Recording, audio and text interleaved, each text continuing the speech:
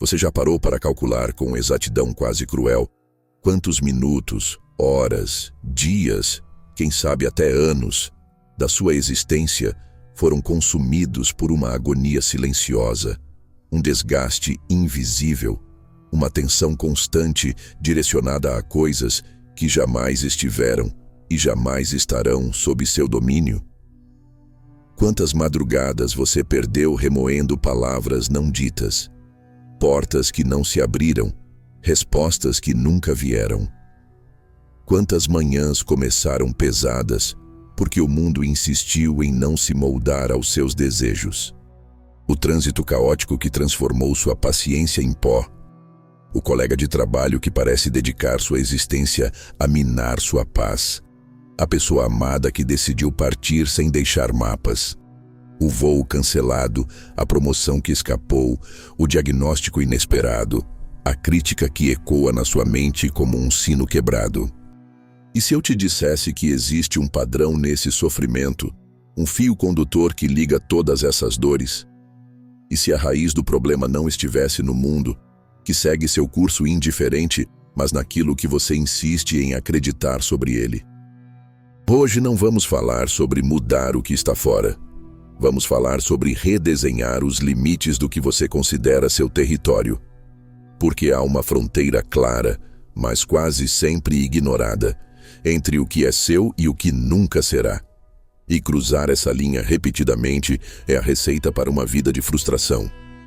Este é um convite para um exercício radical de honestidade. Reconhecer, de uma vez por todas, que você não controla o vento, mas pode aprender a ajustar suas velas. Que não pode impedir a tempestade, mas pode decidir como navegar nela. Que não comanda as ações alheias, mas domina completamente como reage a elas.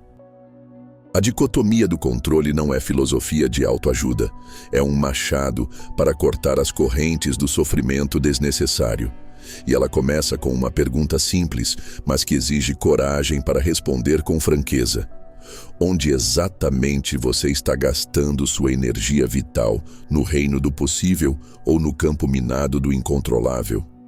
Vamos começar pelo princípio mais básico, aquele que parece óbvio quando ouvimos pela primeira vez, mas que leva uma vida inteira para ser verdadeiramente compreendido e, mais difícil ainda, para ser colocado em prática. Existe uma linha divisória nítida entre o que pertence a você e o que nunca pertencerá. Esta fronteira é tão clara quanto ignorada. De um lado, um território pequeno, porém poderoso. Suas escolhas, suas interpretações, suas ações, seus valores, sua atenção, sua resposta aos eventos. Do outro, um oceano infinito de variáveis alheias. O comportamento dos outros, as circunstâncias externas, o passado que já se petrificou, o futuro que teima em permanecer incerto, os acasos do destino, as opiniões alheias, os caprichos da sorte, os desígnios do mundo. Epícteto, o filósofo estoico que nasceu escravo e compreendeu a verdadeira liberdade, resumiu isso de forma lapidar. Algumas coisas estão sob nosso poder, enquanto outras não estão. Parece simples demais para ser profundo, mas é justamente essa simplicidade que nos faz tropeçar nela repetidamente. Quantas vezes você agiu como se o universo inteiro devesse se curvar à sua vontade? Quantas frustrações nasceram da expectativa infantil de que as pessoas agiriam como você quer, que os eventos se desdobrariam como você planejou, que a realidade se moldaria aos seus desejos? Aqui está o primeiro exercício de humildade. Reconhecer que seu poder tem limites bem definidos. Você não controla se alguém te trai, mas controla como reage à traição. Não decide se vai chover no seu piquenique, mas escolhe o que fazer quando as nuvens se fecham. Não pode forçar alguém a te amar, mas domina completamente como lida com a rejeição. Este é o núcleo da dicotomia do controle. Separar o que é teu do que é do mundo. Suas opiniões são suas. Se os outros as aceitam, não. Seus esforços são seus. Os resultados, não. Sua honestidade é sua. Como os outros a recebem, não. Imagine que sua mente é uma fortaleza. As muralhas marcam os limites do seu controle. Tudo que está dentro é seu reino. Você governa com absoluta autoridade. Tudo que está fora é terra estrangeira. Você pode até negociar com ela, mas não pode comandá-la. O sofrimento começa quando você insiste em governar territórios que nunca serão seus. Porque aqui está a verdade mais libertadora e ao mesmo tempo mais difícil de engolir. Grande parte da sua angústia não vem do que acontece com você, mas da sua recusa obstinada em aceitar que certas coisas simplesmente não estão nas suas mãos. E quando você finalmente internaliza isso, algo mágico acontece. Você para de exigir que o oceano seja plano e começa a se concentrar em construir barcos melhores. Vamos agora desvendar a grande armadilha da mente humana, aquela que nos mantém presos em ciclos intermináveis de frustração. A crença profundamente arraigada de que temos mais controle sobre o mundo externo do que realmente temos. Esta ilusão sutil, mas poderosa, é como uma névoa que distorce nossa percepção da realidade, fazendo-nos ver rédeas onde existem apenas ventos. Sêneca, em sua sabedoria atemporal, observou que o sofrimento humano surge principalmente da falsa expectativa de que podemos alterar o que está além do nosso alcance. Pense nisso por um momento. Quanta energia você já desperdiçou tentando mudar o imutável, convencer o inconversível, controlar o incontrolável? O colega de trabalho que nunca reconhecerá seu valor, o parente que sempre encontrará motivos para criticar, o sistema que parece desenhado para testar sua paciência, todos estes são moinhos de vento contra os quais você insiste em lutar como se fossem gigantes a serem derrotados. Aqui reside um dos paradoxos mais cruéis da condição humana. Quanto mais buscamos controlar o externo, mais perdemos o controle sobre nosso mundo interno. Você já notou como a tentativa obsessiva de gerenciar opiniões alheias acaba por lhe roubar a própria opinião? Como o esforço exaustivo para agradar a todos resulta em você se desconectar de si mesmo? Como a preocupação constante com eventos futuros que talvez nunca ocorram lhe rouba a presença no único momento que realmente existe, o agora. Marco Aurélio, em seus momentos de introspecção imperial, registrou: muito do que nos perturba não está nas coisas, mas na nossa avaliação das coisas. Esta é a chave que poucos conseguem girar. O problema não está no mundo ser como é, mas na nossa resistência em aceitar que ele não será como queremos. A chuva não é o problema, é a nossa raiva contra a chuva. O atraso não é o problema, é nossa impaciência com o atraso. A crítica não é o problema, é nosso apego à aprovação. Vamos fazer um experimento mental. Imagine que você é um ator em um palco. Você controla perfeitamente seu desempenho, sua entrega, sua interpretação. Mas o cenário pode mudar sem aviso. Os outros atores podem esquecer suas falas. A plateia pode reagir de formas inesperadas. Onde está seu foco? Nos elementos mutáveis que você não domina, ou na excelência da sua própria atuação, que é seu domínio exclusivo? Esta é a grande virada cognitiva. Transferir o eixo da sua atenção do palco móvel do mundo para o núcleo imóvel do seu ser. Quando você compreende profundamente que não pode controlar os eventos, mas apenas sua relação com eles, nasce uma liberdade paradoxal. Você se torna como um surfista que não tenta acalmar o mar, mas aprende a dançar com suas ondas. A prática diária desta sabedoria é simples em teoria, mas desafiadora na execução. Toda vez que você se pegar lutando contra a realidade, pergunte-se: estou tentando controlar o incontrolável? Se a resposta for sim, respire fundo e lembre-se: você não está desistindo, está escolhendo suas batalhas com sabedoria. Não está se rendendo, Está realocando suas forças para onde elas podem realmente fazer diferença, dentro de você. Existe uma voz sussurrante que habita os cantos mais obscuros da nossa psique, uma narrativa paralela que tece histórias alternativas sobre nossas vidas. Ela começa sempre com duas pequenas palavras aparentemente inofensivas. Se apenas eu tivesse nascido em uma família diferente, se apenas as pessoas me compreendessem melhor, se apenas o destino tivesse sido mais generoso, se apenas aquela oportunidade não tivesse escapado. Este é talvez um dos mais perversos mecanismos de autossabotagem emocional.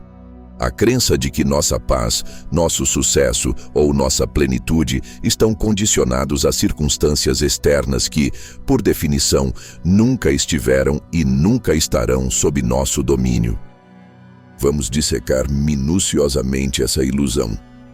O se apenas é uma fantasia de controle disfarçada de lamento. É como se, ao repetir mentalmente esses condicionais impossíveis, nós secretamente acreditássemos que poderíamos, através do puro desejo, reescrever as regras do universo. Mas observe atentamente a estrutura desse pensamento. Ele sempre coloca a responsabilidade pela sua felicidade ou realização em algo externo, em algo que, por definição da própria dicotomia do controle, nunca lhe pertenceu. É uma forma sutil, mas eficaz de se manter refém do acaso, de entregar as chaves do seu bem-estar a variáveis que você nunca poderá governar. Epícteto, com sua habitual clareza cortante, nos alerta. Não espere que os eventos aconteçam como você deseja, deseje que os eventos aconteçam como acontecem e você seguirá em paz. Esta inversão radical de perspectiva é o antídoto para o veneno do se apenas. Porque enquanto você permanece preso na teia dos condicionais imaginários, a vida real, a única que existe, escorre entre seus dedos como areia.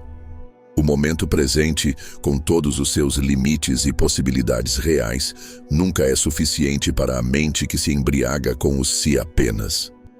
Vamos fazer um experimento psicológico profundo. Tente lembrar de um se apenas que você carrega há anos. Talvez seja sobre sua educação, sobre oportunidades perdidas, sobre relacionamentos que não deram certo. Agora pergunte-se: quantas vezes esse pensamento já mudou sua realidade? Quantas vezes esse lamento mental já alterou os fatos concretos do passado ou presente? A resposta óbvia revela a completa esterilidade existencial desse padrão mental. E ainda assim, quanta energia vital você continua investindo nesse exercício fútil de reescrever história? Aqui está a verdade dura, mas libertadora. Sua vida nunca acontecerá nas condições perfeitas que sua mente imagina. O cenário ideal, o momento perfeito, as circunstâncias exatas que você fantasia, eles não existem, nunca existiram e nunca existirão. A vida real é sempre um ajuste criativo entre o que você quer e o que o mundo oferece. Os grandes realizadores da história não eram aqueles que esperaram todas as condições se alinharem, mas aqueles que agiram apesar dos desalinhamentos inevitáveis. Sêneca nos oferece um conselho que corta como uma lâmina. Enquanto você perde seu tempo esperando as condições perfeitas, a vida passa. O se apenas é o oposto do amor fati, o amor pelo destino tal como ele é. Enquanto o primeiro nos mantém em estado permanente de resistência e insatisfação, o segundo nos liberta para trabalhar criativamente com o material concreto que a realidade nos oferece. A prática transformadora aqui é desenvolver o que podemos chamar de consciência do se apenas. Toda vez que você se pegar começando uma frase mental com essas palavras, pare como quem pisa no freio diante de um precipício. Reconheça que está prestes a entrar em um labirinto mental sem saída. Então, faça a pergunta estoica: Dado que não posso mudar essa circunstância, como posso agir com excelência dentro dela? Essa simples reformulação muda tudo, de vítima para protagonista, de lamento para ação, de impotência para poder real. Porque no final das contas, sua vida não será medida pelos se apenas que você imaginou, mas pelas escolhas reais que você fez diante das condições reais que encontrou. E essa sim é uma verdade sobre a qual você tem controle total, se apenas decidir exercê-lo. Chegamos agora ao ponto onde a filosofia se transforma em ação, onde os princípios abstratos ganham carne e osso no terreno árido do cotidiano. Porque de nada serve compreender intelectualmente a dicotomia do controle se não soubermos como vesti-la como uma segunda pele, como traduzi-la em gestos concretos que nos libertem do sofrimento auto-infligido. Vamos, portanto, descer da montanha da teoria para o vale da prática, onde verdadeiramente se testa a solidez de nossas convicções. O antídoto começa com um exercício de conscientização radical. Um farol que deve iluminar cada situação perturbadora que surgir em seu caminho. Trata-se da pergunta estoica fundamental, tão simples quanto transformadora. Isso está sob meu controle? E aqui, precisamos ser brutalmente honestos conosco mesmos, pois nossa mente, astuta em suas artimanhas, frequentemente tenta nos convencer de que temos mais influência do que realmente temos. O tom de voz do seu chefe não está sob seu controle. Sua reação ao tom de voz do seu chefe, isso é inteiramente seu. O trânsito parado, alheio à sua vontade. A playlist que você escolhe ouvir enquanto espera, decisão exclusivamente sua. Marco Aurélio nos oferece um lembrete poderoso. Você tem poder sobre sua mente, não sobre os eventos externos. Perceba isso e encontrará força. Mas como transformar essa percepção em mudança comportamental? Através de uma reeducação gradual dos seus reflexos emocionais. Quando a frustração bater à sua porta porque o mundo se recusa a se conformar aos seus desejos, pause, respire e faça o mapeamento estoico. Divida mentalmente a situação entre o que é seu e o que não é. Então, com determinação consciente, direcione toda a sua energia apenas para o primeiro território. Vamos explorar exemplos concretos. Digamos que seu voo foi cancelado. O cancelamento não está em suas mãos. Sua reação, totalmente sua. Você pode escolher entre passar horas na fila de atendimento resmungando e intoxicando seu próprio humor, ou pode usar aquele tempo para ler aquele livro que anda adiando, para meditar, para simplesmente observar o movimento do aeroporto como um antropólogo curioso. A situação é a mesma. Seu sofrimento, opcional. Seu parceiro está de mau humor. O humor dele não é sua responsabilidade. Como você reage ao mau humor dele, isso sim é seu domínio sagrado. Você pode se contagiar e iniciar uma discussão, ou pode manter sua serenidade intacta, oferecendo espaço sem absorver a negatividade. O mesmo estímulo externo. Duas respostas radicalmente diferentes. Aqui reside o cerne da liberdade estoica. Entre o estímulo externo e sua resposta, existe um espaço. Nesse espaço está seu poder de escolha. Com a prática constante, você pode expandir esse espaço, tornando-o cada vez maior, até que nada externo possa sacudi-lo sem seu consentimento. Mas atenção, isso não significa passividade ou resignação. Pelo contrário, o estoicismo é filosofia de ação, mas ação inteligente, focada onde pode realmente causar impacto. Você não pode controlar se vai chover, mas pode carregar um guarda-chuva. Não pode controlar as críticas, mas pode fortalecer sua autoestima. Não pode controlar todos os resultados, mas pode garantir a excelência do seu esforço. Esta é a grande alquimia emocional. Transformar a energia que você hoje gasta lutando contra moinhos de vento em força para cultivar seu jardim interior. Porque no final das contas, sua vida não é definida pelo que acontece com você, mas por quem você escolhe ser diante do que acontece. E essa escolha, essa sim, é inteiramente sua, hoje, amanhã e em todos os dias que estão por vir. Imagine por um momento que tudo o que discutimos até agora não fosse apenas filosofia, mas um mapa para uma revolução silenciosa dentro de você. Essa transformação começa quando percebemos que passamos a vida inteira tentando segurar água em nossas mãos fechadas. Quanto mais apertamos, mais ela escorre. O segredo não está em aumentar a força do nosso aperto, mas em aprender a abrir as mãos e deixar a água fluir como deve fluir. A dicotomia do controle não é um conceito para ser decorado, mas um novo olhar para ser cultivado. Um olhar que nos permite distinguir em cada situação entre o que é nosso e o que pertence ao fluxo natural das coisas. Quando você acorda de manhã e o dia não começa como planejou, isso não é um erro do universo. É o universo sendo exatamente o que sempre foi: imprevisível, vivo, em constante movimento. Sua paz não depende dele se ajustar aos seus planos, mas de você se ajustar à sua natureza essencial. Os estoicos nos ensinaram que há uma liberdade paradoxal no reconhecimento pleno de nossos limites. Quando você para de tentar controlar o incontrolável, descobre uma energia antes desperdiçada, energia que pode agora ser direcionada para onde realmente faz diferença. Seu caráter, suas ações, sua maneira de interpretar os eventos.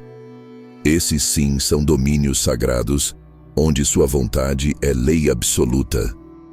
Pense nas últimas vezes que você se sentiu frustrado, ansioso ou irritado. Em quantas dessas ocasiões o sofrimento veio não do fato em si, mas da sua resistência em aceitá-lo, da sua insistência em acreditar que as coisas deveriam ser diferentes? Esse deveria é a raiz de todo sofrimento desnecessário. É a mente se rebelando contra a realidade em favor de uma fantasia. Mas há outro caminho. O caminho de olhar para cada situação e perguntar: o que isso exige de mim? Não por que isso está acontecendo comigo, mas o que posso fazer com isso? Essa simples mudança de perspectiva transforma obstáculos em oportunidades, problemas em projetos, crises em aulas. A vida continuará sendo vida, imprevisível, cheia de altos e baixos, de alegrias e desafios. O que muda é o seu lugar nessa dança. Você para de tentar liderar a música e começa a mover-se com ela. Para de esperar que o mar esteja sempre calmo e aprende a navegar em todas as marés. Essa é a grande sabedoria prática. Não controlamos as cartas que recebemos, mas podemos sempre escolher como jogá-las. E nessa escolha, sempre sua, sempre livre, reside todo o poder que você realmente precisa. O convite está feito. O caminho está aberto. A única pergunta que resta é: como você vai caminhar por ele? Se este episódio fez sentido para você, não deixe que a reflexão termine aqui. Siga este podcast para receber novos episódios automaticamente em sua biblioteca. Toque no seguir ou ative as notificações em sua plataforma favorita para nunca perder um episódio. E se acredita que esta conversa pode ajudar alguém, compartilhe com aquela pessoa que precisa ouvir isso hoje. Queremos ouvir você também. Deixe sua avaliação na plataforma onde escuta. Isso ajuda outras pessoas a descobrirem este conteúdo. Até o próximo encontro de ideias.